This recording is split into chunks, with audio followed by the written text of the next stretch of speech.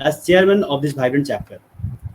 My special thanks and deep gratitude on behalf of Bhubaneswar chapter as well as other chapters of Odisha to respected chief guest on the occasion, Sri Anant Kumar Sethi sir, ICLS ROC come official liquidator Odisha. Resource person on the occasion, CMSCS Sonthalia, Swamsundar Sonthalia, practicing cost accountant and IBC professional Bhubaneswar, and CS Akash Sharma, advocate and IBC professional Kolkata, for accepting our invitation without hesitation. My hearty thanks to CMA Ajay Sambal, the youngest and energetic secretary of the chapter, and CMA Shaktijar Singh, chairman PD committee, a dynamic leader of the chapter, and other professional colleagues in the management committee along with our staff. My special gratitude to Sri Anant Kumar Sethi sir for the love and affection shown to our CMA fraternity and associating with us once again in this digital platform. I also convey hearty thanks to the esteemed chairman of Talcher Angul chapter, CMA Antaryami Acharya sir, chairman of Sambalpur chapter, CMA Khirod Chandra Nanda sir, chairman of Katak Jagatsinghpur Kendrapada chapter, CMA Lalit Kumar Mishra sir, chairman of South Odisha chapter, CMA Prashant Kumar Pani sir, and chairman of Raulkela chapter, CMA Praveen Nigam sir, and managing committee members of the respective chapters for their association as co-host on this digital platform. Esteemed CM members, students, faculties, and stakeholders at PAN Odisha who have joined in the digital platform. For kind information of Anand sir and Akash sir, I would like to highlight that our institute have 106 chapters and 4 regional offices, and our presence at around 650 locations at Pan India and abroad. We are the second largest management accountant body in the globe and largest management body in Asia, serving our nation since 1944. Our premier institute has members around 80,000 both in service and practice on Pan India. At Odisha, we have 7 chapters and having member strength around 1200. Bhubaneswar chapter is one of the leading chapter not only at Odisha but also in Pan India. This chapter has received 22nd time Best Chapter Award in Eastern Region and only chapter on Pan India who has received Best Brand Building Award during the year 2018-19 for its commendable performances in all fields of activities. Dear friends, the outbreak of COVID-19 has caused hardship for all the sectors globally. The uniqueness of the virus has affected everyday life activities to many businesses at global level. This outbreak has started an economic meltdown which has directly resulted in the breaking down of many sectors like MSME, tourism, healthcare, automobiles, etc. Whichever business gets affected, one thing is clear, that is overwhelming of court with IBC matter. To curb the problems of overburdening of the court on one hand and yet solving the purpose of IBC as a legislation in the need of the hour and in today's era. For this, the Government of India has made amendment in the Insolvency and Bankruptcy Code 2016 with the sole intent to have humanitarian and economic approach. It is important to shift the gravity of the court from reconstruction to protection of the stakeholders in the corporate world in this extraordinary condition. The effect of COVID-19 can be seen from the loss caused by the Indian economy. The All India Association of Industries had estimated a loss of 2 lakh crore by March 31st, 2020 due to pan-India lockdown. Due to numerous reasons, the financial and operational creditors will ultimately take the remedies available under the IBC and will approach the NCLT. If the insolvency proceedings are initiated at mass scale, which is a big possibility, it will have a devastating effect on the economy. In order to avoid such a situation, the government has amended IBC 2016, taking various measures to prevent the insolvency of the corporate debtors and initiations of insolvency proceeding at a large scale. There are majorly amendments that are made to curb the effect of COVID-19 in the year 2020 are MC notification number 1205 dated 24th March 2020 as a relief to the affected industries. Finance Minister announced that petition under Section 41 of IBC 2016 cannot be filed unless the default is of rupees 1 crore and beyond. The Supreme Court on 23rd March 2020 ordered that lockdown period should be excluded for the purpose of counting the timeline. NCLAT ordered the same on 30th March 2020. The government may consider scrapping the provisions under Section 7, 9 and 10 of IBC 2016 for triggering the insolvency resolution process by the financial creditor, operational creditor and promoter, respectively if the situation continues beyond 30th April. The suspension will be made for 6 months. Considering the situation, we see that more or less the same precautionary steps have been taken by countries across the globe. The threshold limit has been increased in countries like Australia and Singapore, while Germany has put a bar on initiation of insolvency proceeding for defaults occurring after March 1st, 2020. The ecological and legal impact of COVID-19 is far-fetched. The measures adopted by the lawmakers and other organs of the government is a protective step keeping in mind the shortage of cash supply, ever increasing rate of unemployment, constant failure in the functioning of the companies, decline in the supply of services and resources, all this which leads to financial stress. Further, it is crucial to protect the interest of all stakeholders since they cumulatively reflect to the economy of the country at macro level. Our resource person, Sonthale sir, our all-time mentor and guide, and Akash sir are experts who will discuss in detail on the amendments in the knowledge sharing session. Without wasting your much precious time, I request CMA Shaktidhar Singh sir for address and brief introduction of our today's guest, resource person. We have tried and trying also for overlapping any technical difficulties in this virtual platform. If any difficulties found, kindly bear with us and suggest measures to overcome it in future. Thanking you all. Jai Jagannath. Thank you, CMA Mukesh Chauve, Chairman of the Bhubaneswar chapter.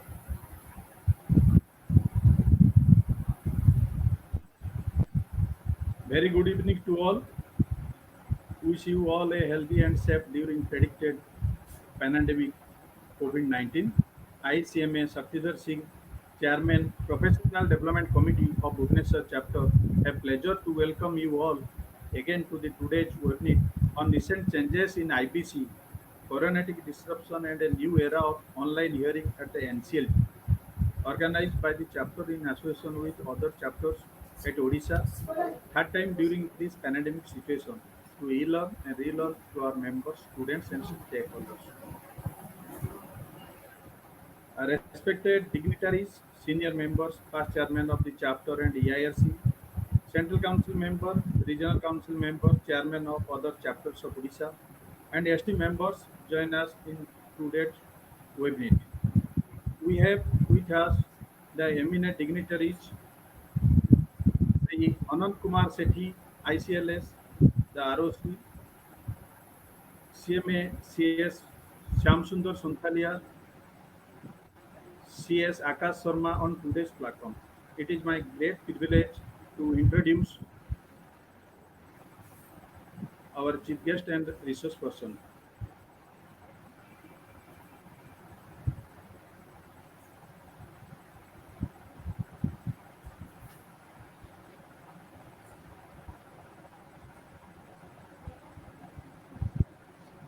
One minute.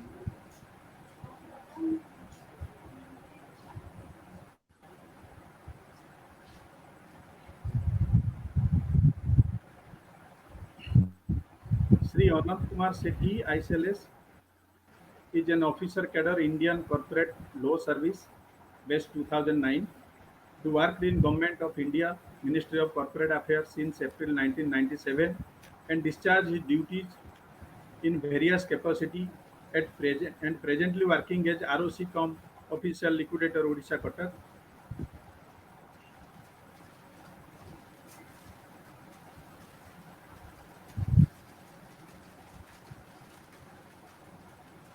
CMA CM Shyam Sundar Sonthalia.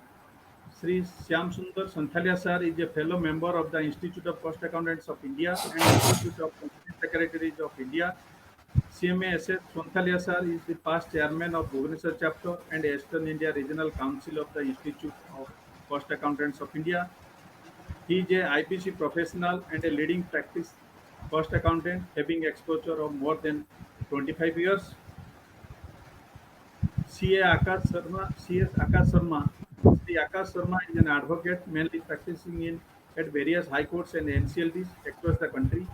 He is a corporate lawyer specialized in Companies Act and insolvency and bankruptcy matter. He is an associate member of the Institute of Company Secretaries of India and senior associate at the Legal Assess. Presently, he is dealing one of the most controversial matters of Tayo Rules Limited, a wholly owned subsidiary of Tata Steel Limited. Besides this, he is also handling the in-camp matter at the NCLT, Kolkata, and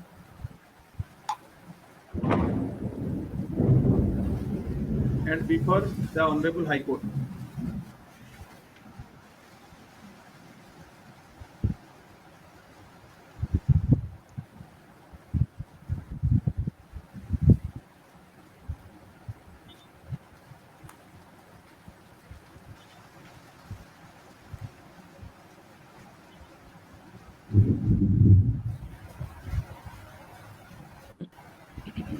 Thank you, ROC sir, for accepting our invitation, and I feel proud for you for holding such an important session. Thank you very much. Thank you, Sonthalia sir, for accepting our invitation and continued support to the chapter. Thank you, Akash Sharma for acceptance of our invitation. Due to busy schedule of ROC sir, I would like to request Sri Anant Kumar Sethi to grace and address the gathering. Sri Anant Kumar Sethi, sir. Very good evening to everybody. At the outset, I convey my congratulations to all the delegates to the all the meeting of the Menji committee meeting, inviting me as a chief guest in the August occasion for detailed discussion and a topic necessitated during the pandemic COVID-19 situation.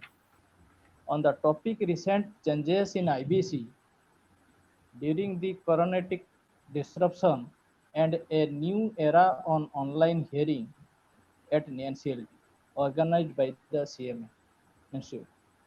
I convey my I convey my gratitudes to the eminent resourceful persons, knowledgeable persons, Sri Akash Sharmaji, Associate Legal Cases Kolkata Branch, and Sri Shyamsundar Santhaniyarji, practicing IBC professionals Bhubaneswar chapter, the chairman Mukesh Chubeji.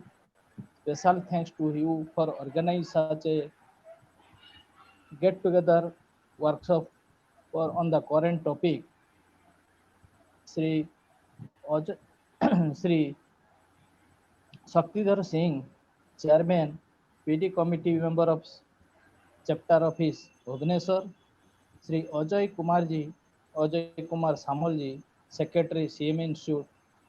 All of you, I am very happy that I may be invited for the occasion, though I was not well last 4 days due to some problem in my uh, stomach.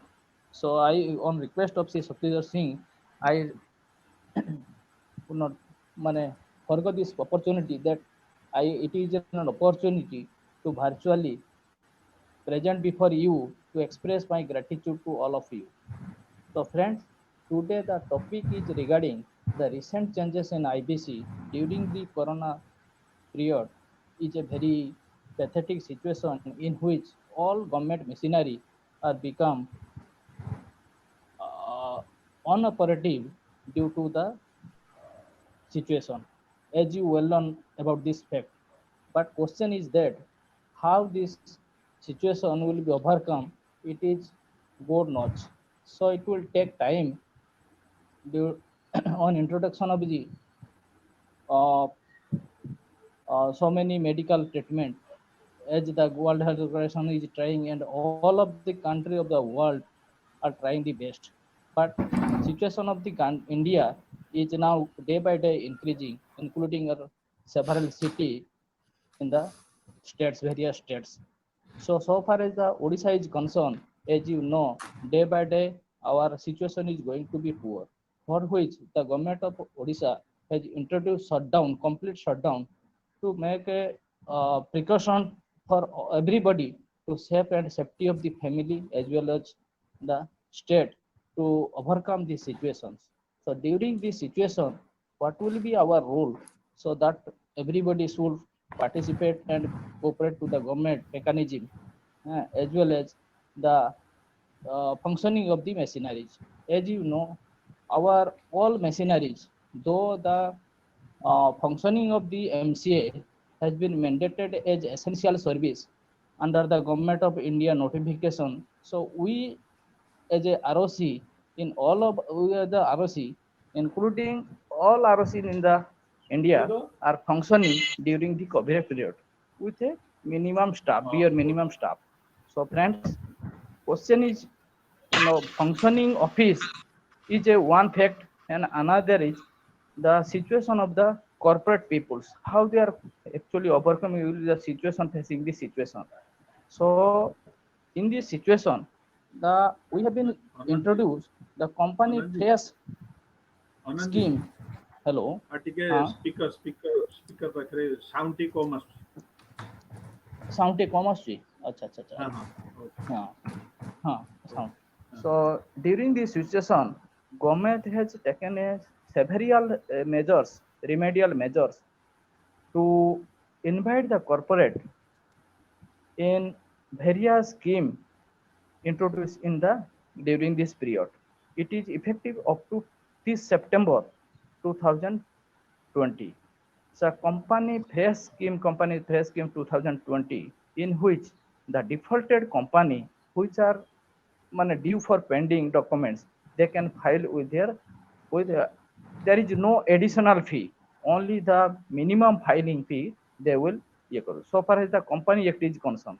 So far as the uh, IBC case is concerned, the functioning of NCLT has been postponed for a period of 6 months, which may extend it to 1 year. That is the government application recently changes.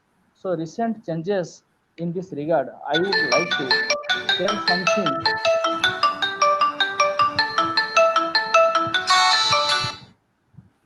Hello. Take a sound. Aqua. So there are some recent changes which has been made in the IBC that the Video experts to will on give करछि the voice overview. ହଁ ହଁ start sorry install So, so there is a disturbance. So recently, the government has changes so many factors in IBC that threshold limits has been enhanced from 1 lakh to 1 crore. As you all are well aware about this, but uh, period of coronavirus disruption, it has been extended, but minimum period of 180 days and another 90 days means completing to 270 days the completion of uh, resolution process, that has been extended, that lockdown period will be excluded in this regard. So many various measures, the everything will be discussed by the our eminent persons, say Akashji and Santhalia. They will brief about this fact. So I do not want to take much more time. Just khali overview of the situation of the recent changes, that regard I want to tell something. IBC Insolvency and Bankruptcy Code Amendment Ordinance 2020 was promulgated in 5th June 2020. Ordinance amendments Insolvency Bankruptcy Code 2016. The code provides time-bound process for resolving insolvency of companies and amongst individual. Insolvency is a situation where individual or company are unable to repay their outstanding debts. Ordinance exempted certain companies from the provision of the code in respect of initiation of corporate insolvency resolution process. As you Mukeshji told about this, so there was some other issue regarding initiation of corporate insolvency resolution. When a default occurs, creditor of a company, means financial or operating creditor, or the company itself may file an application before the NCLT, Honorable NCLT, territorial jurisdiction, for initiating corporate resolution process. Once the application is accepted, committee of creditors consisting of the financial creditors who who creditor of the company is constituted. Committee of creditors appoint a resolution professional who manage the resolution process and present a resolution plan to the committee of creditors. Once the resolution plan is approved, the resolution process is required to be completed within 180 days, extended period of 90 days. Now, this the mandatory period has been considered apart from the lockdown period. So friends, so these are the issues several government is taking precaution. And so far as the cut-off bench of NCLT is concerned, I would like to tell you brief things that this bench is not functioning. It is actually virtually functioning from Calcutta bench on the emergency case. On the emergency case, if some urgent case, it is being now filed before the Kolkata bench, who is hearing virtually on the basis of the case-to-case basis on urgent matter. So far as a new era online hearing at NCLT is concerned, I would like to say that the NCLT is set up to start hearing urgent matter through video conferencing. In view of the seriousness of pandemic situation of COVID-19, the urgent matters at NCLT branches shall be heard through video conference with effect from 21st April 2020 till the lockdown is over. NCLT has asked all the advocates, litigants, and others who would be a part of the hearing to dress formally while addressing the video conference. Earlier last month, company tribunal had announced that it would not be accept any fresh filing from 27th March onward due to crowding at filing. Only certain benches would accept filing of the matters with limitation issue, while other benches would consider the filing through email. NCLT has said earlier notification also. So these are the recent amendment in hearing on online through NCLT benches, different benches. So it is now monitored by the principal bench of NCLT, who is considering this case from time to time as per the demands of the corporates and the stakeholders. So in this case, I would like to request all of the eminent persons, Santhalyaji and Akashji, who will brief you in detail about the recent changes and made in the NCLT regulations and the time-to-time need of the corporates. He will brief you. With this, I thank once again to all of the eminent persons who are present in here and the all participants who are actually attending this August occasion. I thank you once again to the chairman of CMA and PD chairman and secretary CMA for inviting me as a opportunity, giving an opportunity to share my view and the present situation of the country. Thank you everybody. Stay safe. Dhanyavad.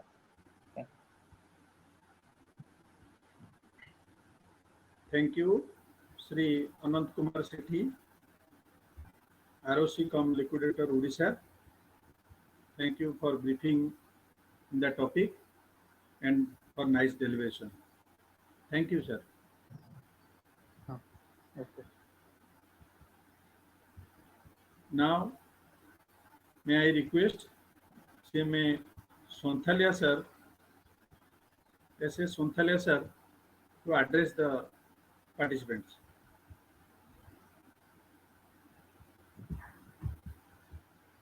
Hello Hello. ये सत्य बाबू मो कथा सुनी होउची Hello. M I clear हाँ clear नहीं जे आकाश बाबू कहउथले जे से आगे कहिबे बोली से ओवरऑल देन मु specific to IPs related matter से हिसाब से जो प्रोग्राम में थला ना हम आगे कहिबे सर सर आपण कुहतु कोन कोन जे होइची जहां भी प्रेजेंटेशन रखछन्ती करो कुहतु sir Sir, sound is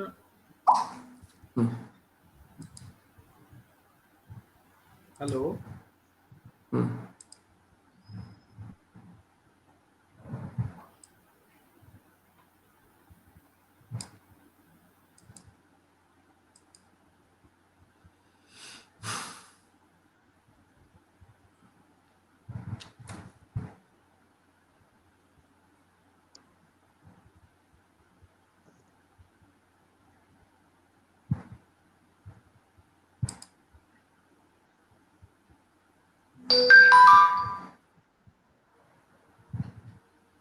Good evening to everybody.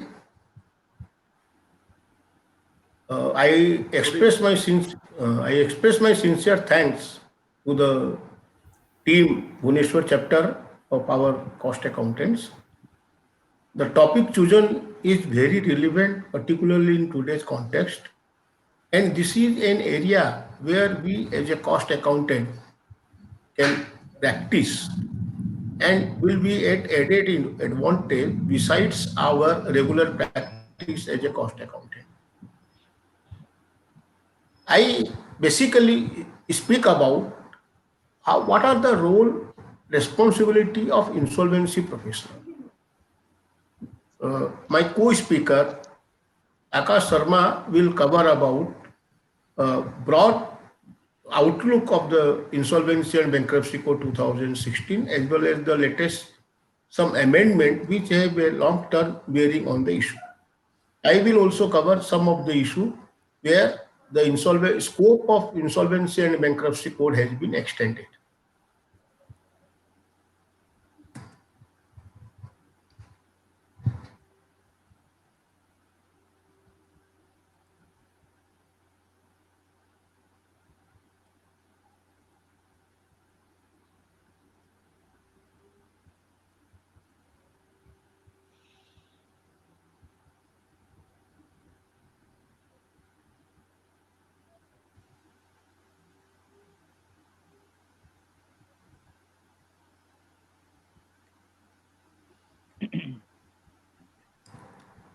ये सत्य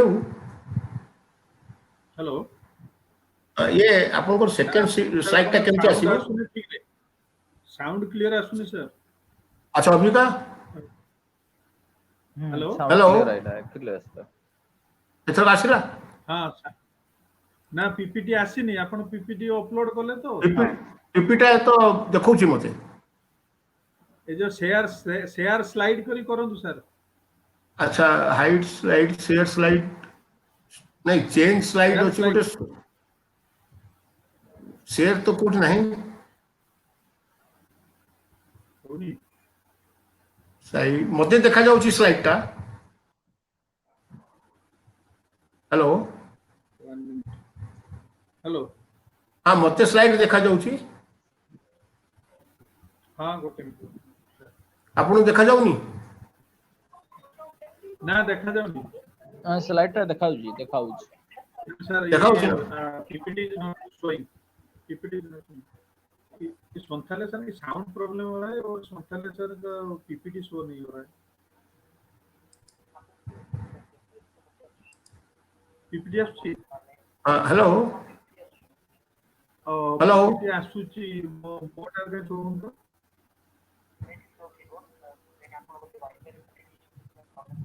ना वाईफाई नंबर बहुत सर ये मोबाइल को हाँ सर पीपीटी शो होची आपण स्टार्ट करू okay so let us understand sound problem what is the insolvency. Normally when we talk about the insolvency everybody gets frightened, everybody gets frightened, but this is a bankrupt man तारा सबु जाक नष्ट हो गला, he is out of control. But fact is not that insolvency mean that what we normally concept. Insolvency basically is the inability of a person or a corporation to pay their bills as and when they become due and payable. Means when we have any contract and when our amount is payable either to the financial creditors or the operational creditors, and as a person or as a corporate if we fail to make the payment on due date, then this become the insolvency, we become covered under the Insolvency and Bankruptcy Code.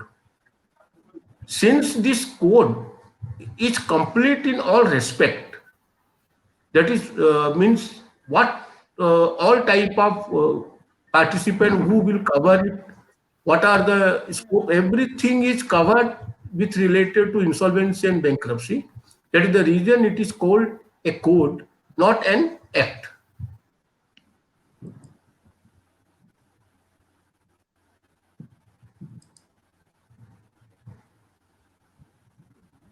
This IBC normally applicable to a company incorporated under Companies Act 2013 or earlier 1956, any other company governed by the special act for the timing in force, any limited liability partnership or partnership firm individuals, as well as to the financial service provided. Now, the scope of IBC has been extended to cover financial service provided, that is NBFC, including housing finance companies.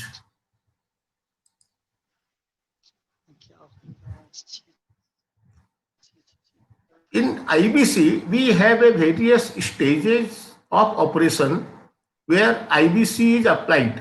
These are insolvency, whether liquidation, voluntary liquidation, or bankruptcy.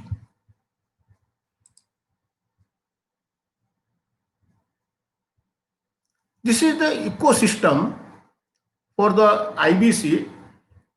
Insolvency professional is one of the important pillars in the ecosystem. The ecosystem comprises of Insolvency and Bankruptcy Board of India, which is the main regulatory body.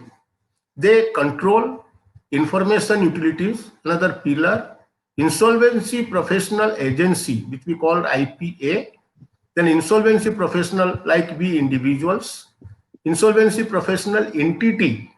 Here the concept of a group or partnership where a group of IPs can constitute a IPE, that is like a partnership firm, or that could be in the form of company. National Company Law Tribunal, National Company Law Appellate Tribunal, DRT and DRAT.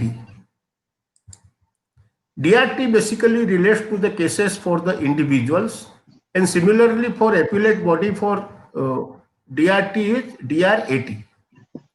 When we talk about the role and responsibility of insolvency professional, it is governed by section 206 to 208 of chapter 4 of the Insolvency and Bankruptcy Code, and Insolvency and Bankruptcy Board of India Insolvency Professional Regulation. There is a regulation which governs the entire activities to be covered by the insolvency professional.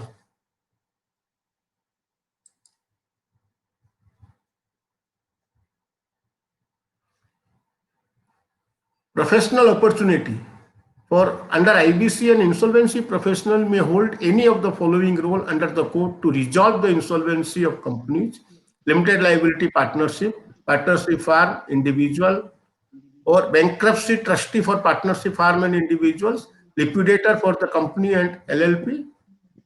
And they are also considered insolvency professional as an administrator under the SEBI.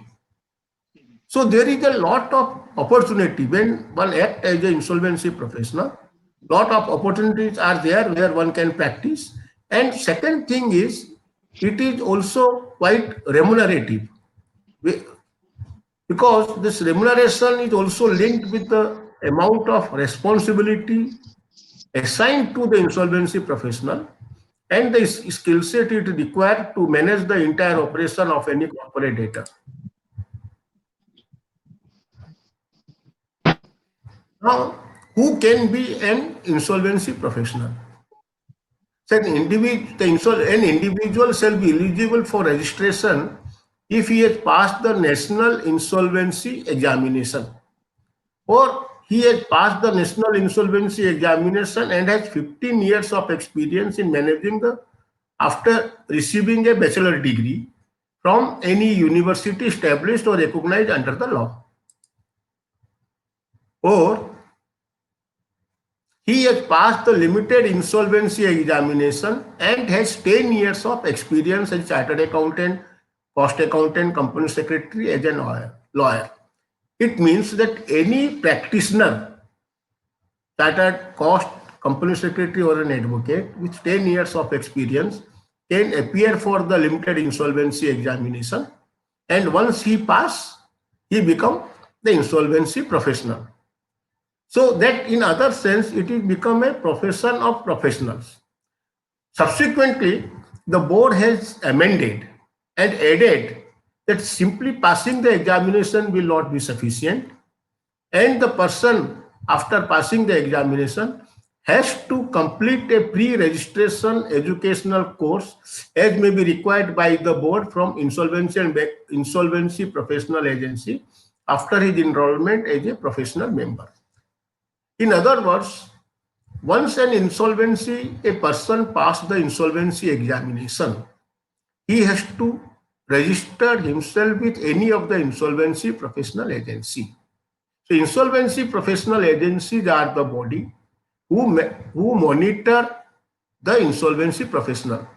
So there are now 3 insolvency professional agencies. The insolvency professional agency constituted by the Chartered Accountants of India, another one by the company secretary, and another one by our Cost Accountant Institute. So these are the, but here we are flexible. If I am a cost accountant and I pass the insolvency examination, I am free to take my registration with any of the IPA. It is not necessary that I should get registered with IPA of our institute.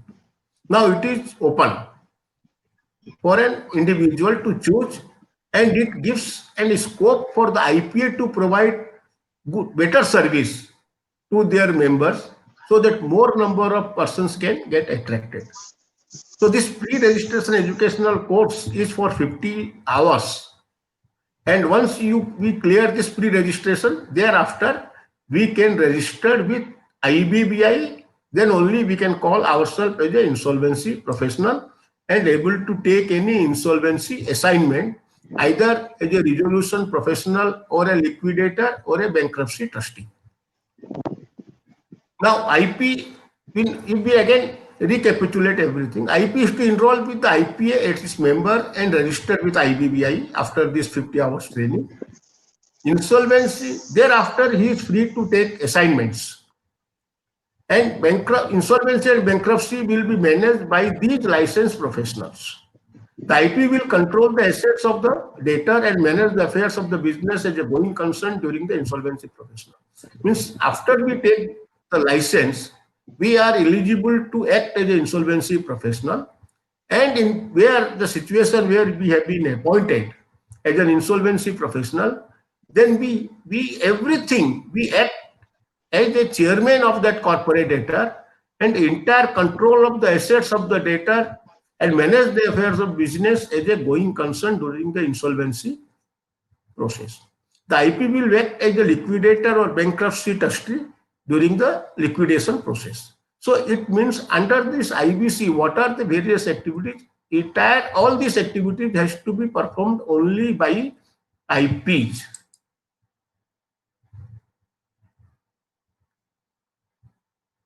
Now, if we take the record, as on 11th July 2020, insolvency professional registered under Regulation 7, read with Regulation 5 of IBBI, is only 3,134. If we take the entire numbers of industry we have with us, these numbers are very small. This 3,134 only IP registered as on 11th July, that is nearly 3.5 years of the IBC coming into in operation. And this information utilities, professional information entities are 73 number which are active. Hello. So now when we take a total role of insolvency professional, we can broadly classify into various categories. In the consent, going concern, supply of essential services, like it has been listed. Consent means when any applicant, as we all be aware, that insolvency petition can be filed either by the corporate debtor, financial creditor, or an operational creditor. In case of financial creditor and corporate debtor, it is mandatory that they should also give the name of insolvency professional who will act as an interim resolution professionals. And the person who is willing to act has to give his consent. So it is very important that without your consent, you cannot be, anybody cannot take your name as an insolvency professionals. Now the situation again arises some difficulties where in particularly in case of operational creditor, where it is not mandatory to give any consent of any insolvency professional. And in that situation, if we go by the original rule or the provision of the code, the NCL to get the name from IBBI, and IBBI within 7 days has to intimate the name of any resolution professional who is eligible, not disqualified. If this process was taking nearly 2 weeks to 3 weeks time, which is delaying the entire process. So what IBBI has developed the model that they are taking consent, they are impaneling the insolvency professional with respective NCLTs in the form. Well, this form, when they impanel it, and we are impaneling ourselves, we give our blanket consent that as and when we are appointed, we will act as a resolution professional. And this consent period is within from 6 months to 1 year. Now the issue arises, we have given the consent and we don't know when we will appoint it. Because NCLT have a list, and from the list, if my name is there, they can appoint me or anybody else, and immediately they inform. The problem is, since we are not aware that when we will get any appointment, we always remain as on toe. And once we are appointed, the immediately from the date of appointment, entire responsibility cast on us, particularly with respect to taking control of the assets of the corporate debtor, as well as to publish and public announcement in the newspaper within 3 days of getting appointed. And second problem sometimes arises, we don't know that about the company where we have been appointed. So that creates a lot of problem in getting connected with the company, getting the details and all these issues. Another, in the initial stages, we also faced a very peculiar situation that NCLT was appointing an insolvency professional, but they are not fixing our fee. As per the provision, applicant has to pay the fee of a resolution professional, but what amount the applicant will pay was not clear. And sometimes the applicant was not in a position to pay money itself. Or where, suppose in a company where I have been appointed, company XYZ, and the company is already closed for last 3 years or 4 years, there is no money. How they will pay the fee? So this problem arises, and gradually some developments have taken place, and now the then NCLT, when they are appointing any insolvency professional, they are also asking the applicant to deposit the initial amount, which is between 1 lakh to 2 lakh rupees, to be appointed as an interim resolution professional. The interim means the resolution professional, those who are appointed for any corporate debtor. The first is for interim, which we call interim resolution professional, means his life is only for 30 days. And within 30 days, he has to perform number of activities in quick succession, mainly issue of public announcement, constitution of committee of creditors within this 30 days. And in the first meeting of committee of creditors, the existing IRP can be appointed as a RP for the next 5 months, or the COC has a liberty to change it for another IP. The issue arises particularly where the petitions are filed by the operational creditors, and NCLT appoint some now operational creditors. They are also suggesting, it was optional, they may suggest, they may not suggest, where they are suggesting and NCLT is appointing them. The financial creditors who are being part of the committee of creditors not feel comfortable. They want that their person, the person, those who are in their empanelment should be appointed so they can have a better control over him. So normally what they do in the first meeting of COC, they remove the existing resolution professional, appoint a new one from their impanel. So there are so many risks and issues associated. You are putting hard work for 30 days and thereafter you find that you are no longer with the company. But during this period of 30 days, you have to manage the company as a going concern. Means if any activity is there, you have to ensure that it is continuing. But it is sometimes very difficult in a situation where the unit is closed for last 2 years or 3 years down the line. There are no staff, there are no secretary, the office is closed. How then there is no fund? Then manage the company as a going concern is a big task. And issue is he has to ensure that supply of essential services are maintained. These essential services are basically the electricity, water, telecommunication, information utilities. They have to be maintain their continued supply.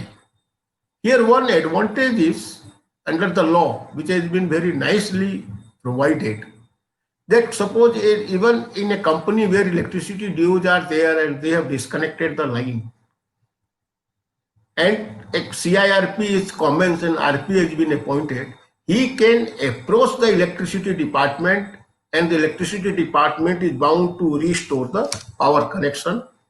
That power, if the unit is in a running condition, then they will run with the power or the power will be provided for administrative purpose. Sometimes the issue arises when my electricity company says I have a huge amount of pending, why should we restore? But here, whatever the amount outstanding before commencement of CIRP, even corporate insolvency resolution process, that will be part of the claim which will be settled along with the other creditors. And the connections, means whatever new charges from the date of new connection is become part of insolvency process cost.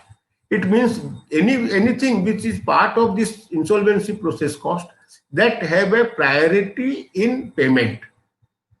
It means whatever, when any resolution is is done, the resolution applicant has to pay priority of this resolution process cost. Thereafter only he will make payment to the financial creditors as per the resolution plan. So one beautiful thing is covered here, that whoever supplying the essential services, they are sure that they will get their payment. There is no doubt that about their payment, because whatever amount is collected, they are the first to be paid, even in the out of liquidation value or the resolution process value. Now, another issue which very critical is interim finance as a IRP or RP.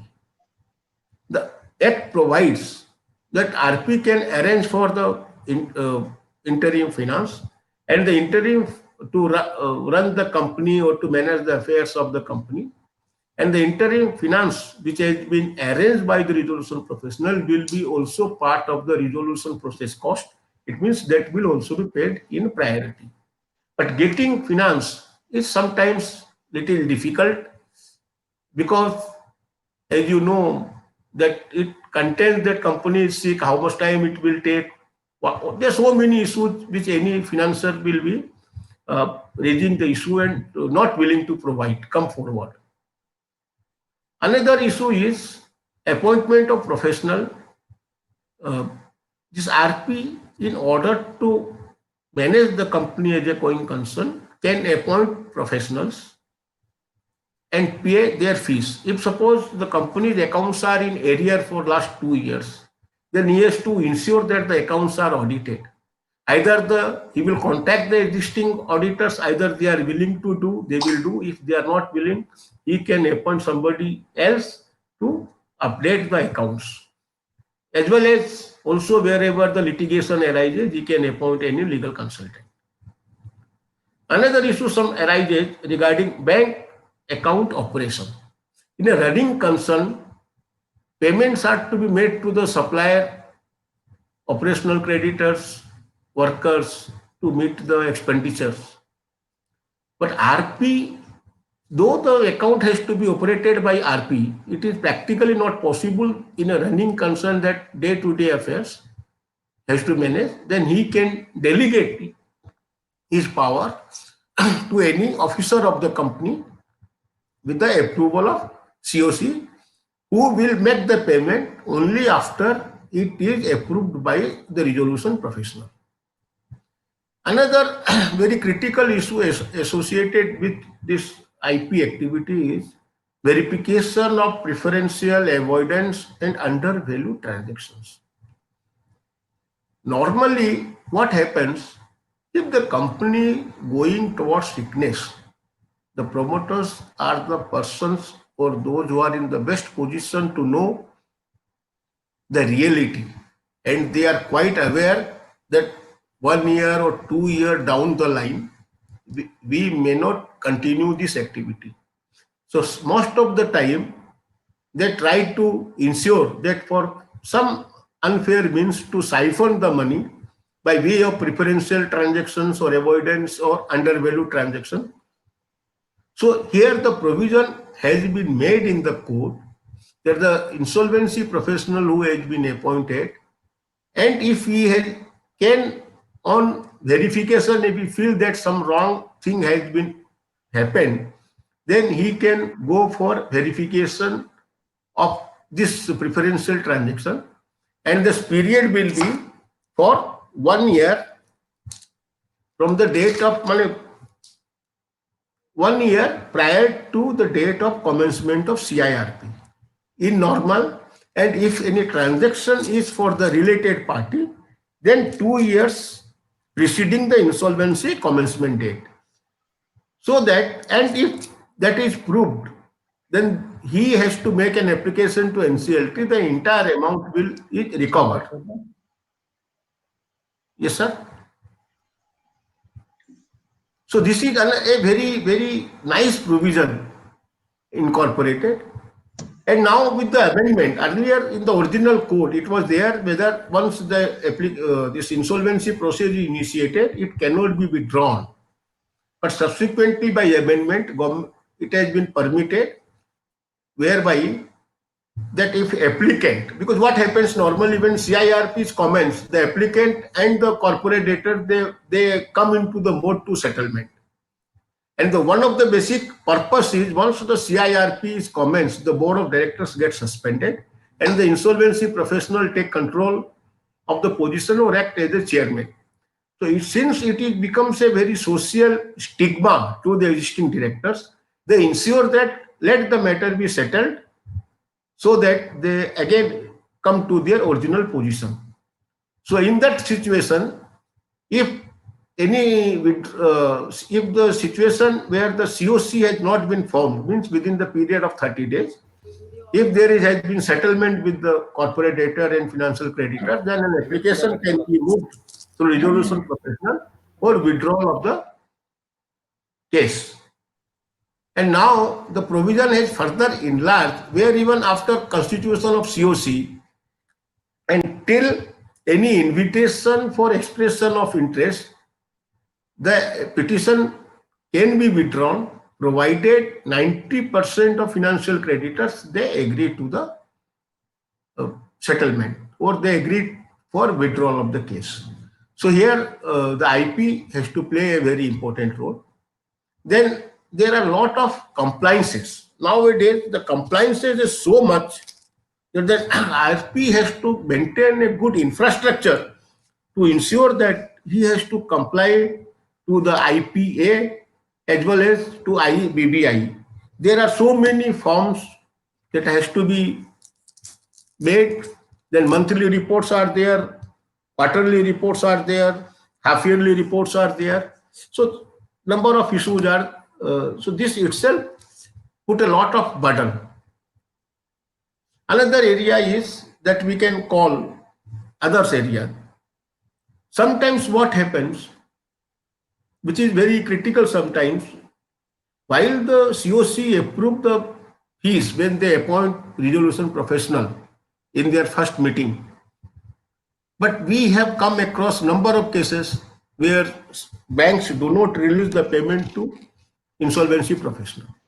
Since the entire process is time bound and the insolvency professional has to incur expenditure sometimes from his pocket, and then only he can able to get the money, and it also sometimes take a lot of difficulties in number of cases, while it not necessary that it is the case with all the issues.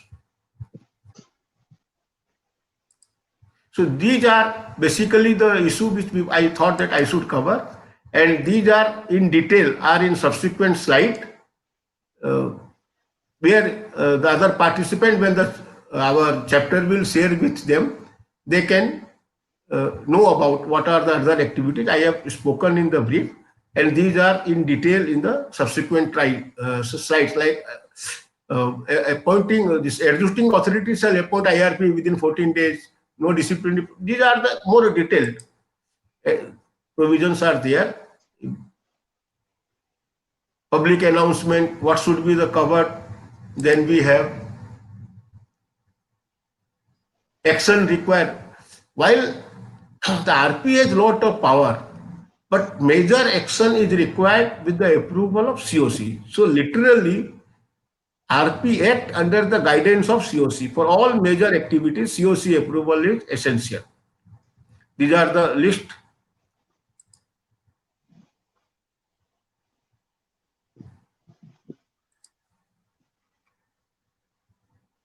Moratorium. This is where the issue arises. There is a moratorium which is called the calm period.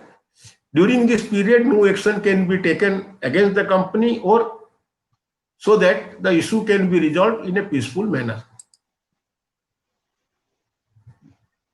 Time limit, what our ROC has said, it is the 180 days, that is 6 months, and we can get one-time extension not exceeding 90 days, provided the extension is approved by more than 66% of the voting share. So it means within this 9 months, the RP has to ensure that he can able to get the proper resolution applicant and the company is resolved. If it is not done, then it will automatically attract the liquidation process. This fast track insolvencies for a small company, I think my co-speaker will cover. This is applicable to startup, unlisted company or small company. What I mentioned is avoidance transaction during CIRP. RP has the power to examine and inform to executing authority for cancellation or modification of any terms or certain transaction entered into by the corporate debtor within 1 year of the initiation of CIRP with third party, or within 2 years of initiation with the related party, which in his opinion are preferential in nature or undervalued transaction primarily entered into benefit a particular class of people. So this is a very, very serious issue, and here RP has to play a very important role. If no resolution is done within 180 plus 90 days, then the corporate debtor is subject to liquidation. Then a same RP or new RP can be appointed as a liquidator to proceed the matter. So these are the issues which I thought I should share. If any query is there, I will be happy to answer to that. Thank you all.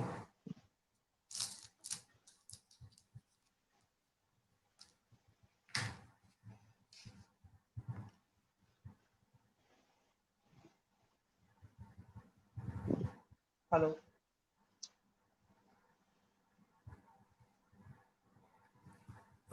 Mukesh Rao,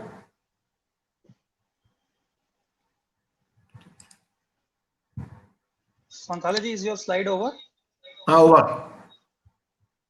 Thank you so much, sir. मैं निकल रहा हूँ मैं.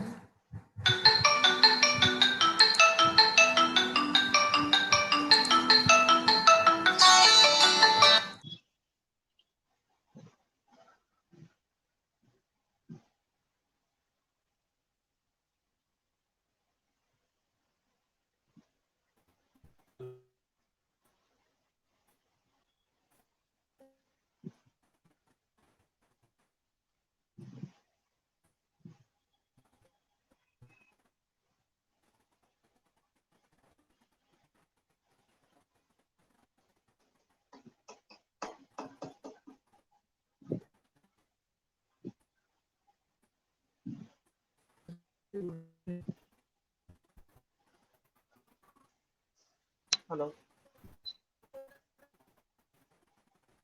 Hello.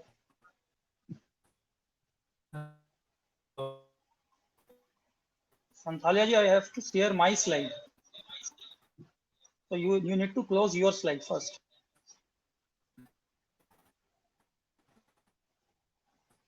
Santhalaji, you need to close your slide.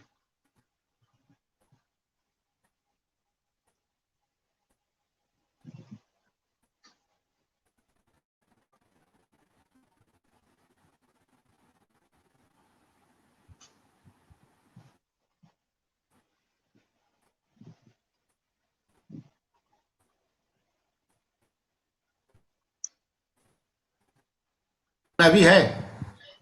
वो slide हट गई क्या वहां से? I am sharing. हट गई. जी जी जी.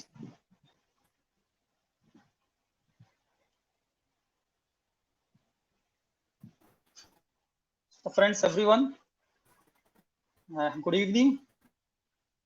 Santhalaji, my voice is audible. Good evening. My voice is audible. Yeah. Yes. So coming to the point which has been already taken by Mr. Santhalia while dealing with the nitty-gritties of IBC and the resolution plan in this Corona period and the repercussion thereafter, I would strictly confine myself with the ordinance and the notification which has been brought in by the central government in order to protect the MSME and the small and medium sector companies and the businesses.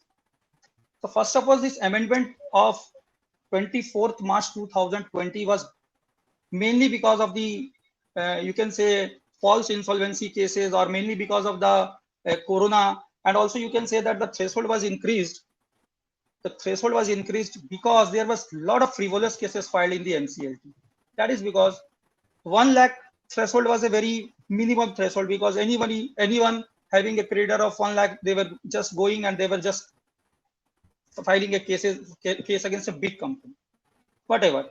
The government on 24th March 2020 showed that there should be an threshold bar, and the bar went on to 1 crore rupees. Earlier it was 1 lakh, now it is 1 crore. So it's a, you can say the 100-fold, it's an increment of 100-fold. Now coming to the topic, what are the main changes? What is the repercussion? Increase, it was with effect from 24th March 2020, the minimal default increased to 1 crore. Thereafter, there was no corresponding change in personal guarantor to corporate debtors. That topic can be discussed later on because it's a used topic of personal guarantor to corporate debtors. Now, the third point is there is a relief for MSMEs. How? That I will be discussing later on. So, creditor, special operational creditors are in agonies. Why I am saying so? Because 90% of the cases filed in NCLT are filed by operational creditors. That is a matter of record. And out of that 90%, 80% cases are filed where the minimum limit is less than 1 crore. Because I am dealing more than 40 cases, the amount of threshold is less than 50 lakhs. So after the amendment, there will be, I think, NCLT will go just like another DRT, because there will not be a lot of cases. Let's see. We hope for better future of the professionals and also the resolution professionals. Now, who can file corporate insolvency? Applicable, the corporate insolvency resolution process is applicable to companies and LLPs, and the minimum default now is 1 crore. For non-corporate entity, there is no such notification. It has not been enforced yet, and that's why there is no such extension also.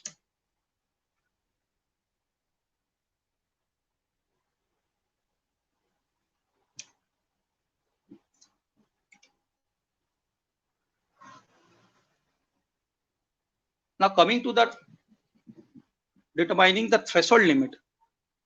Is my PPT visible?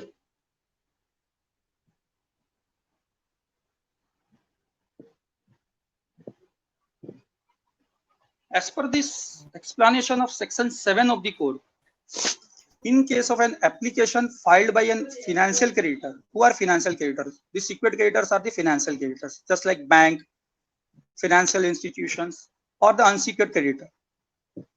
A default includes a default in respect of a financial debt owed not only to the applicant but to any other financial creditor of the corporate debtor. That is to say, a financial creditor may satisfy the minimal requirement either individually or along with defaulted debts of other financial creditors. They can combine and they can file a petition against the corporate debtor. In any case, the sum included for meeting the threshold shall include defaulted sum. The word is defaulted. IBC revolves around the default and not otherwise. However, there is no such leeway of including other creditors' dues while filing of application by an operational creditor. They are required to meet the threshold individually. Operational creditor cannot come together and file a CIRP against a corporate debtor. The individual limit should be 1 crore now.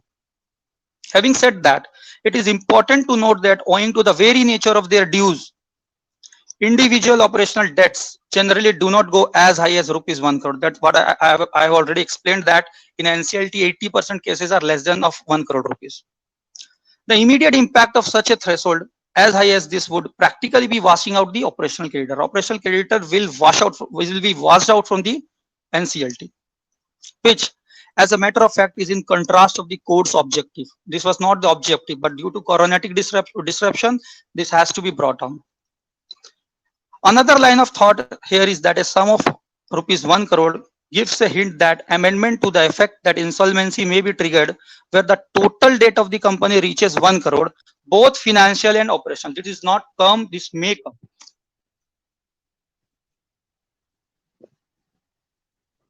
Now coming to the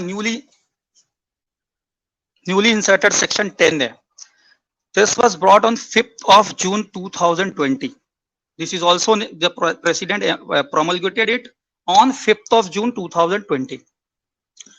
To implement that already talked about abatement of IVC filing in this section 10. This is very important for all the practicing cost accountant and the cost accountant in employments, also the students attending this session, because this may be there in exam, this may come in their practical life, because we very focused when I'm discussing section 10.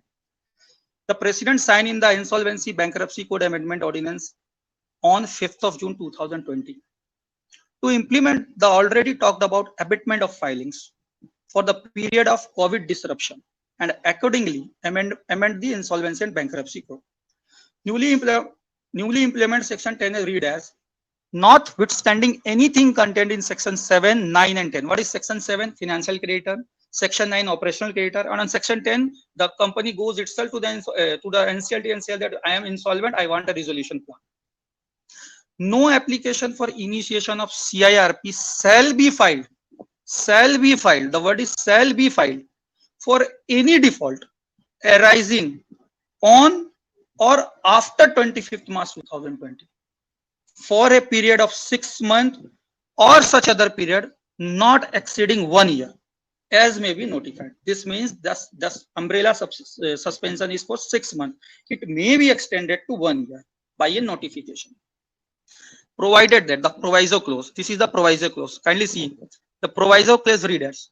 Provided that no application no application shall ever be filed for initiation of CIRP for the said default if the default takes place between 25th March to 6 months or 1 year, whatever the case may be. There shall be no application. Never ever application can be filed before the NCLT for that default. And the explanation read as the section 10 newly ordinance read as explanation para. For the removal of doubt, it is hereby clarified that provision of this section shall not apply to any default committed under the said sections before 25th March. If the default is of 25th March, before the 25th March, in the date when the ordinance has written that 25th March is the disruption period, starting of the disruption period, there is no bar of filing an application if the default has been committed before 25th of March. I will be giving examples also later on. So first we have to just go through the IBC ordinance first. Now the bullet points. The ordinance covers two major aspects.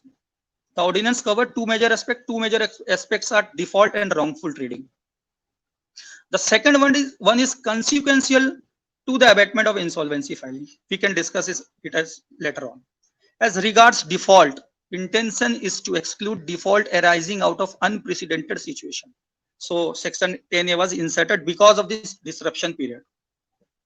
The suspension on filing application is an umbrella subsection, as I have already said. It covers filing by financial creditors, operational creditors, and self-filing by the companies themselves. Accordingly, there is no relaxation for the MSMEs.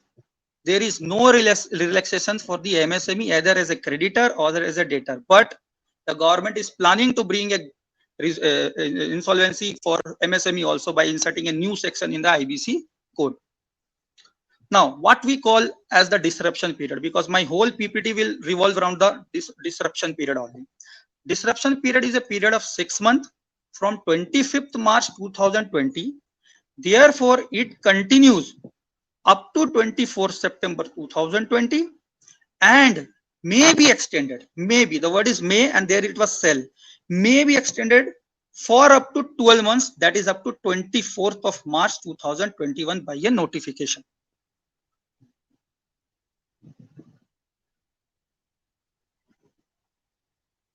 Now, as already discussed that the disruption period is of 6 months as of now, there are two major provisions in section 10A. What are the major provisions? Abatement for filing IBC applications, for default during the disruption period, default during the disruption period, and filing ever. When you cannot file. So there are two cases. One is filing in between the disruption period, and you cannot file, filing before the disruption period and filing after the disruption period and between 6 months. So I would like to clarify this or force specific situation.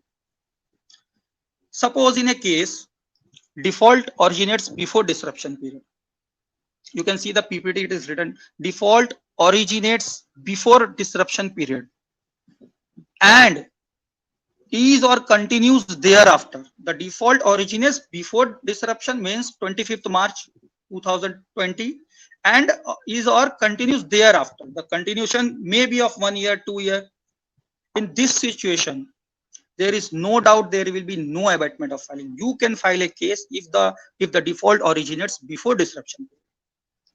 Suppose in the second case, default originates during the disruption period, means after 25th March till 6 months, and is cured during the disruption period. In this case, very clearly, there will be an abatement of filing because the default originated during the disruption period, that is 6 months, and that is why section 10A was brought in. Now coming to the next example. Suppose in a case, the default originates during the disruption period. During the disruption period and continues beyond the disruption period. Beyond the disruption period, maybe after 6 months, maybe 1 year. That in this case,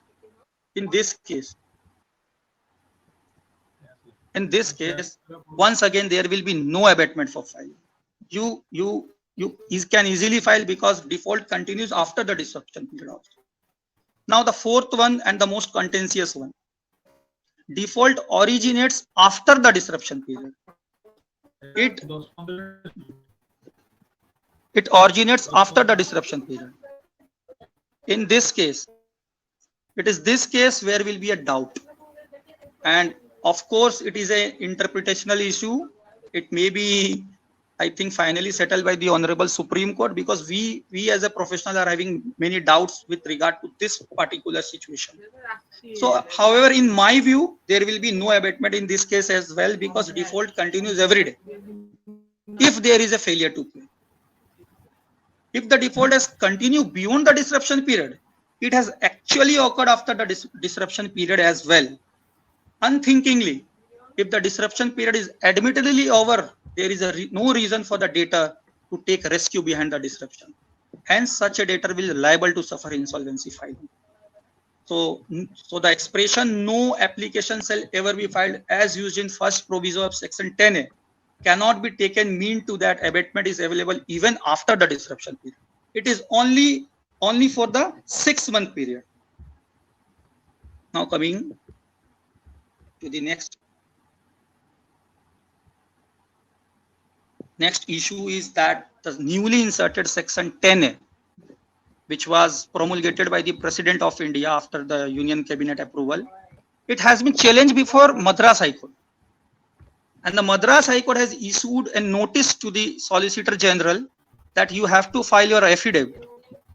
And the challenge is mainly because of the fundamental rights of the petitioner, in which he says that it obstructs not only the right to access to justice, which is guaranteed under Article 14 and 21 of the Constitution, but also right to business and profession conferred under Article 19(1)(g). The main, I have read the petition. The main contention is that you cannot stop me from filing a case. Since the section 10 says that for 6 months there is a disruption period and you cannot file a case, the petitioner has challenged section 10A, saying that you are violating my fundamental rights, that is Article 14, right to equality, and Article 21, and also Article 19(1)(g). So let's see what Honorable Madras High Court is doing. Now, second one is Chennai NCLT bench. The Chennai NCLT bench has interpreted section 10. Section 10. In this case, it's a very, very funny case, I can say. After the notification, the petitioner has filed a case. That is a notification of 5th June. He says the default occurred in the month of April. Now, this petition should be admitted because the default amount is more than 1 crore. Petition has been filed before 5th June when the notification, when the ordinance came. The default he has written as April 10, and now in the month of July, the petition was heard by Chennai NCLT. Chennai NCLT bench outrightly dismissed his petition, saying that section 10A is retrospectively applicable. Retrospectively means from 25th March, because in section 10A it is clearly written that the disruption period will start from 25th March. So the default is in 10th April. So 25th March to 10th April. So it is clearly between the corona disruption period. So the petition was liable to be dismissed. And accordingly, the Honorable NCLT bench, it said that it has to dismiss this petition because section 10 is sacrosanct. Now coming to the some questions around the notifications, so that people can understand the real meaning of the notification and ordinance, what is the legislative intent behind the notification. The first questions around the notification is, hello, yeah. Suppose in a case, XYZ Private Limited is a private limited company, has committed default in repayment of loan of rupees 2 crores taken from a bank, Yes Bank Limited. Can another financial creditor B, who owes rupees 10 lakhs from XYZ, which is not yet defaulted, file an application against XYZ You can ask your question to yourself. Because after reading section 7(1)(a), which says that section 7 subsection 1 of the code provides that a financial creditor can file application toward its own claims or aggregated claims of other financial creditor. That means three of the financial creditors can come. You can come in together and you can file case against XYZ Private Limited. Even if the creditor B, whose 10 lakhs has not been yet defaulted, but aggregate I can come and file a case against. Hence, in the given case, creditor B can approach the NCLT since the XYZ as an entity has defaulted claim exceeding rupees 1 crore and thus satisfied the revised threshold under section 4 of the code. Now, quickly coming to the next slide. The same example, I'm putting it otherwise.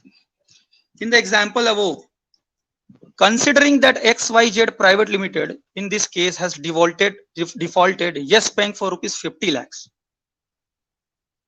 and other financial creditor a total of rupees 75 lakhs.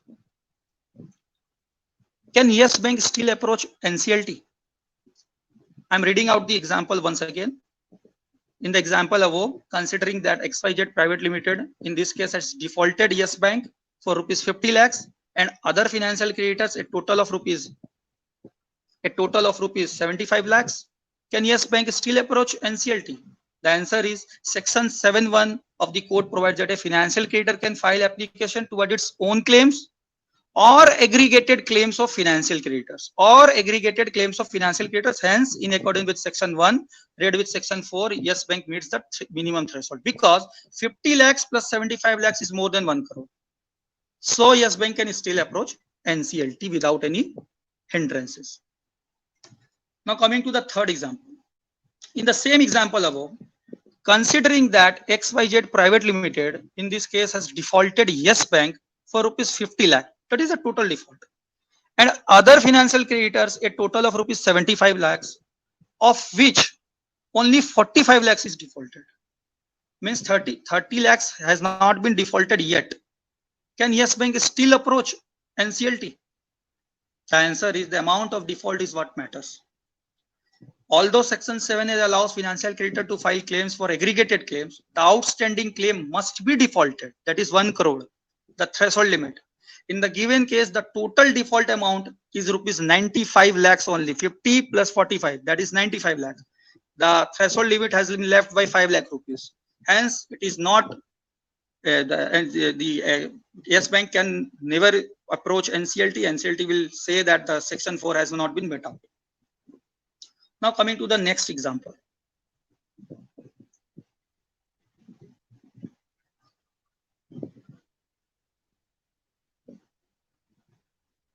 It's a very important one. XYZ also have some operational creditor, that is M, N and O, to the tune of rupees 20 lakhs, rupees 1.5 crores and rupees 85 lakhs respectively. So some operation, M has 20 lakhs, N has 1.5 crores and O has 85 lakhs respectively. Who can file application in individual capacity? Of course, operational creditor. Section 8 and 9 of the code provide for application by operational creditors. However, unlike in case of financial creditor, there is no provision of aggregating debt owed by other operational creditors. Hence, it is necessary that the threshold under section 4 is met by individual operational creditors. Since in the instance case, the revised threshold is only met by N, that is rupees 1.5 crores. Individual application in the instance case can only be filed by N. Now, can there be an application for combined debt? The code does not provide for combined application filed by operational creditors. Financial creditors can file, but operational creditor cannot. Hence, even though the total operational debt exceed 1 crore, application cannot be filed towards cumulative operational debt. Now, this is I think this is the most example because there are many employment people. The example 6 revolves around the employment people. XYZ has a total salaries outstanding to the tune of rupees 5 crores. However, the dues of no individual employee Try to understand. Employed salaries are also an operational creditor. XYZ has a total salaries outstanding to the tune of rupees 5 crores. However, the dues of no individual employee exceeded rupees 1 crore. Can an employee file an application? Why I am discussing this case? Because I was the advocate and record in this case also in the Supreme Court and also in the NCLAT. So what did NCLAT held? As per the code, employees fall under the definition of operational creditors and as such can file an application. Considering that the individual dues does not exceed 1 crore. It may be that MD ka 1 crore nahi ho raha hai. Some employees are not having 1 crore dues, but you can come and file it combinedly. An employee cannot file an application against XYZ individual. However, a combined application through representative may be filed by the employees. One representative can become, all other operational creditor will give their power of attorney to that representative, and that representative can come to NCLT and file an application against the corporate debtor. I'm quickly moving to the next slide because there is a paucity of time also. So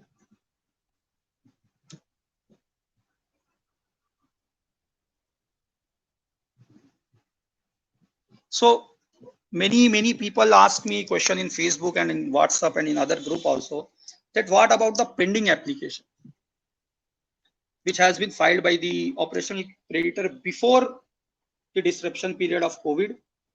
So here is my answer. Where application is pending admission, where your petition has not been admitted yet, there are several cases where application has been filed as per the earlier thresholds, but the same has not been admitted. In such case, it may be unfair to propose that such application shall be annulled. In this slide, readers may recall the recently imposed threshold in application to be filed by real estate creditors. There was a transitional windows given to that real estate creditors in that in case of home buyers. So in this case also, if there is an application pending, it will be heard. It will be heard. But if the notice has been issued and no application has been filed, then I'm sorry, the petition will not be heard. You cannot file a petition against the corporate debtor.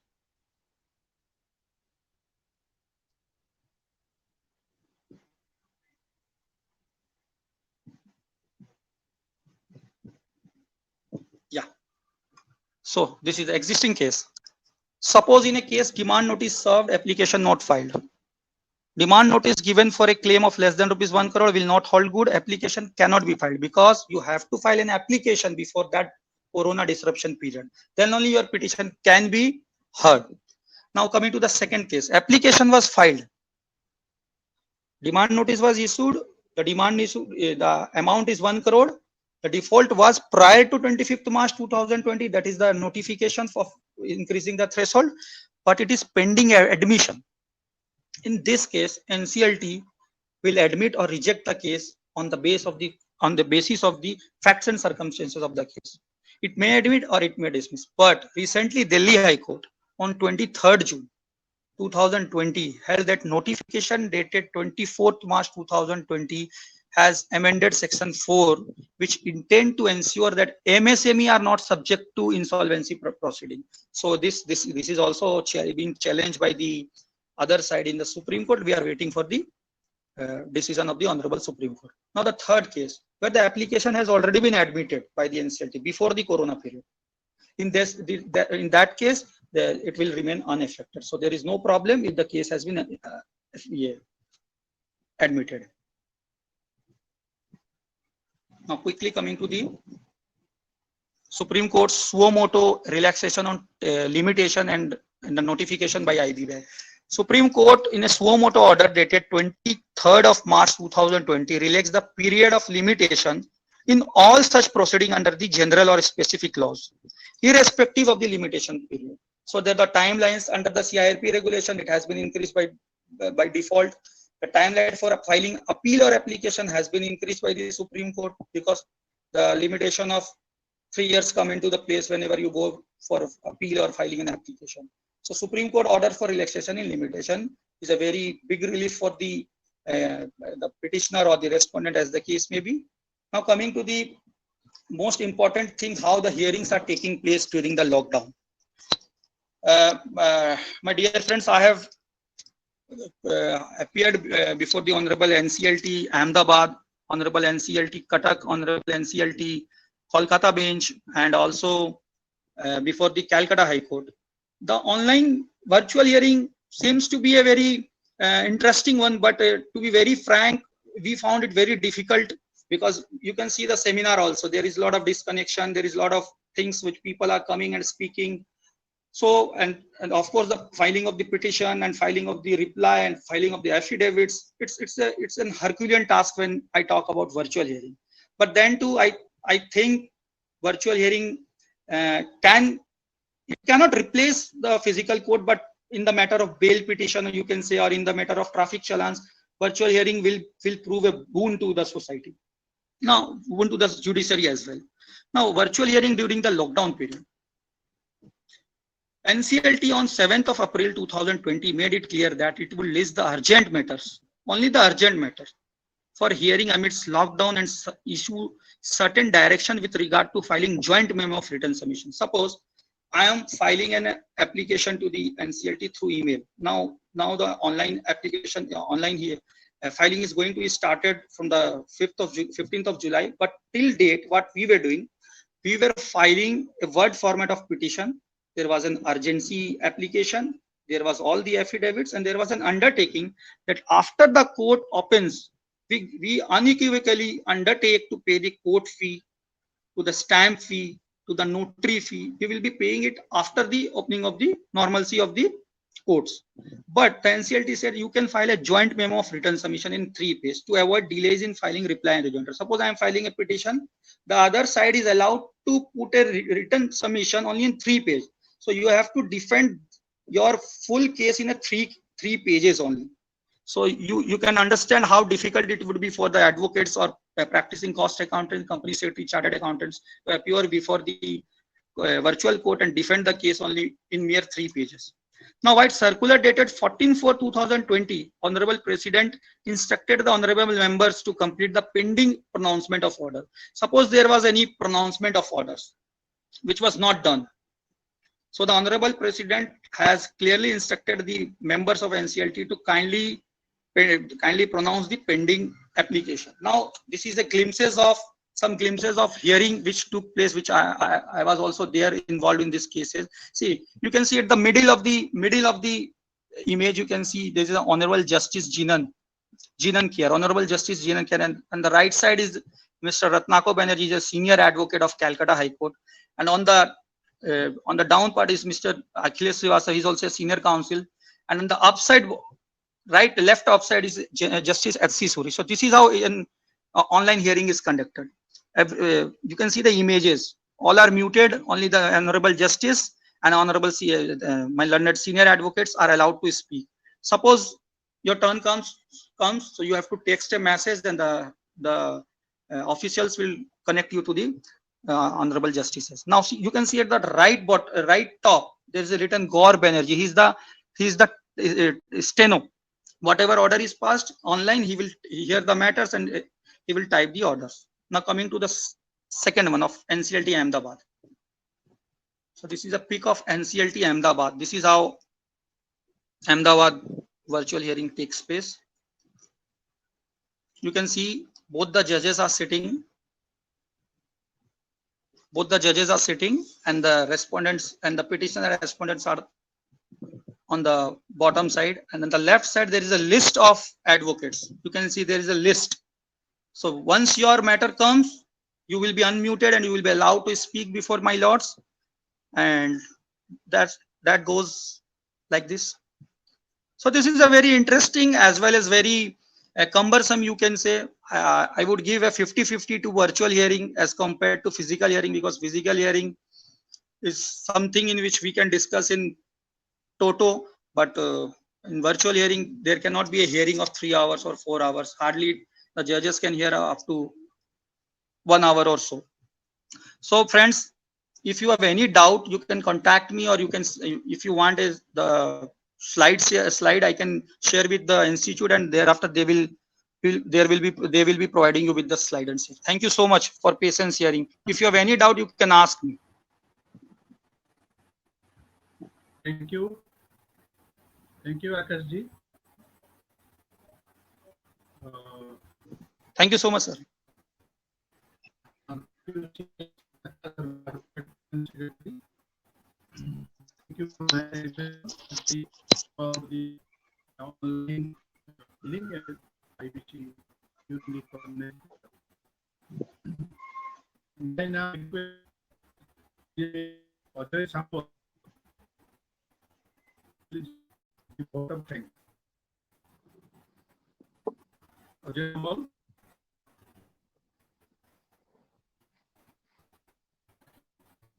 Any question or position?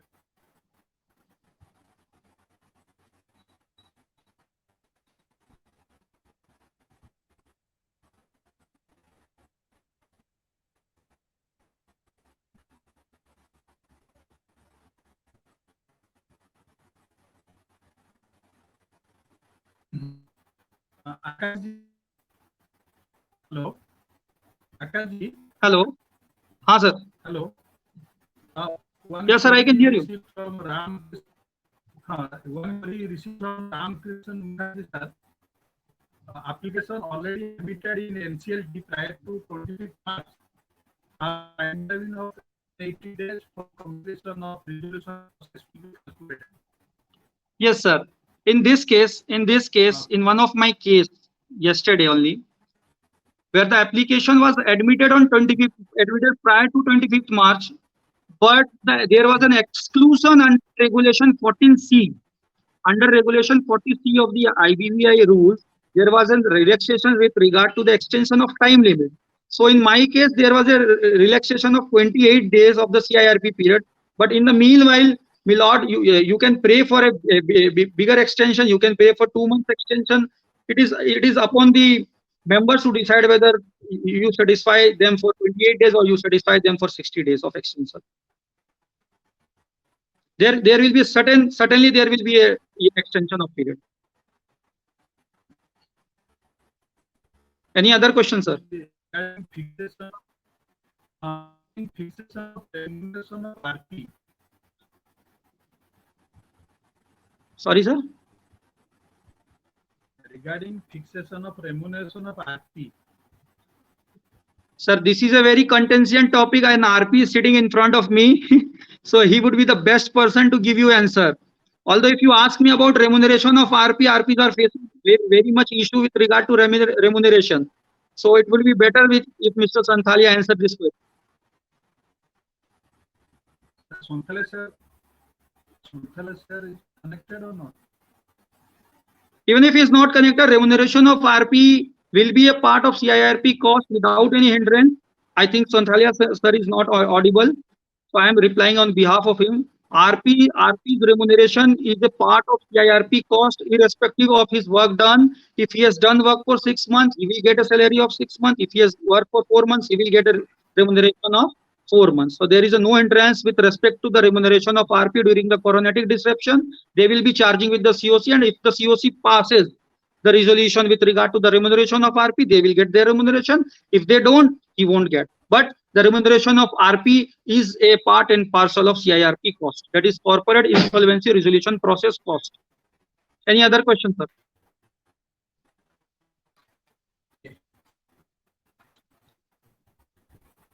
Any other questions? I can see that There is asking for the PPT. Actually, there is no other question in chat box.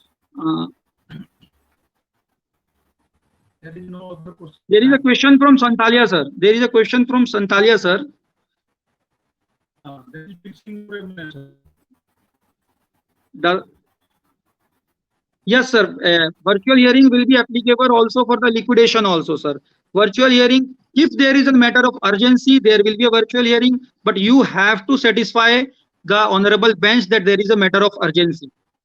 Only then, Mr. CMA Biswanath Pradhan, FCMA, sir, only this virtual hearing is applicable to all such hearings, whether it is resolution plan, whether it is admission, whether it is rejection, whether it is liquidation, whether it is contempt, whether it is rule 11, but there should be an urgency of hearing. Yeah. we will be sharing what is the lockdown period from to what date. Sir, from the lockdown period 25th March to 6 months, sir. And it may be extended till 1 year. So the 25th March 2020, which is coronatic disruption period, sir, not a lockdown period. This disruption period 25th March 2020 to 6 months, or it may be extended to 1 year. Santalia, sir, if I am clear. Any other doubt, sir? There is no. That is clear in the PPT. Absolutely, sir. You have to apply for the extension under regulation 40C. You will be getting an extension of CIRP. You will be getting an extension subject to you are based on the facts and circumstances of your cases. The NCLT will certainly allow, certainly it will invoke regulation 40C and you will get an extension, because during the coronatic disruption period, you were not able to move from your home. You will not able to go to your offices. You will not having sufficient documents. You will not able to go to the factory of the corporate data. So certainly, Milords will be giving you. How do you define the urgency for hearing before NCLT? The urgency, sir, urgency. You can see in my case there was urgency for removal of RP. Until and unless we thought that until and unless the RP is removed from the case cannot be forwarded. So there was an urgency. Milord has heard that, and Milord was satisfied that there is an urgency. And virtual hearing will be applicable for absolutely, sir. Virtual hearing will be applicable for liquidation also, but there should be an urgency. There should be an urgency. So, sir, urgency can be of any type. Suppose in case of operation mismanagement, the director is going to be removed by some of the other directors. You file an application, you satisfy the court that there is an urgency, they will definitely allow you to file your case, and it will be heard. That means it can be extended for 180 plus 180. Absolutely, sir.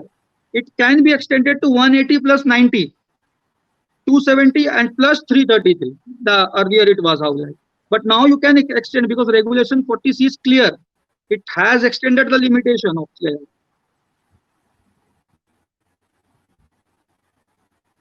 Any other questions, sir? And for filing of application, Supreme Court is clear. No, another is Supreme Court. Manoj Kumar. How do you define So the what is urgency of? That is what I have said, sir. That is what I have said. In case of urgency, the urgency is that suppose there are 3 directors. 2 directors are planning to remove 1 director. The 1 director can go to the court and say there is an operation and mismanagement against me, and they are going to remove me in a board meeting, which is just 7 days. So now they will pray before the NCLT that it is a matter of extreme emergency. Until and unless an order is passed by the NCLT, they will remove me from the directorship of the company. Suppose in case of removal of RP, COC want to remove the RP, but due to the closure of court, they can't do. So the CIRP period, so the CIRP cannot be put on hold. So you have to write a petition to the NCLT. If the NCLT is certified that yes, removal of RP is sine qua non for the for conducting the CIRP, then it is necessary. Okay. I think I have covered almost all the queries. Yes, yes. Thank you very much. Thank you so much, sir. Thank you so much. Now,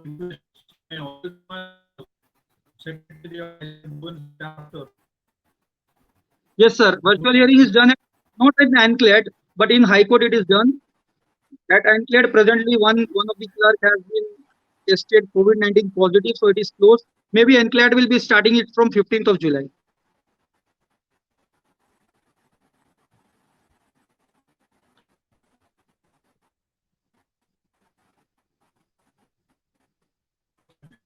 Once again, and thank you all for nice participation. If I face some inconvenience during presentation, maybe for the technical problem or internet connectivity, the inconvenience caused, if any, is deeply regretted. At the outset, I convey my thanks, hearty thanks and deep gratitude on behalf of the Bhubaneswar chapter to Sri A.K. Sethi,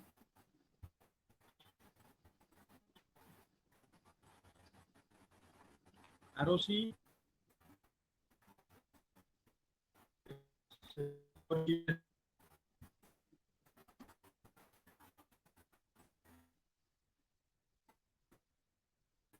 welcome officers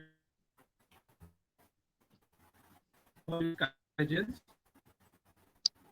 I also convey my deep gratitude and hearty thanks to CMA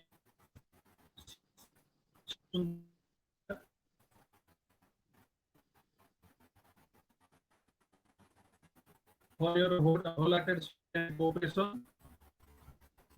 My also convey my sincere thanks to CS Sharma, advocate and company secretary, CLT, for his kind consent and participatory consent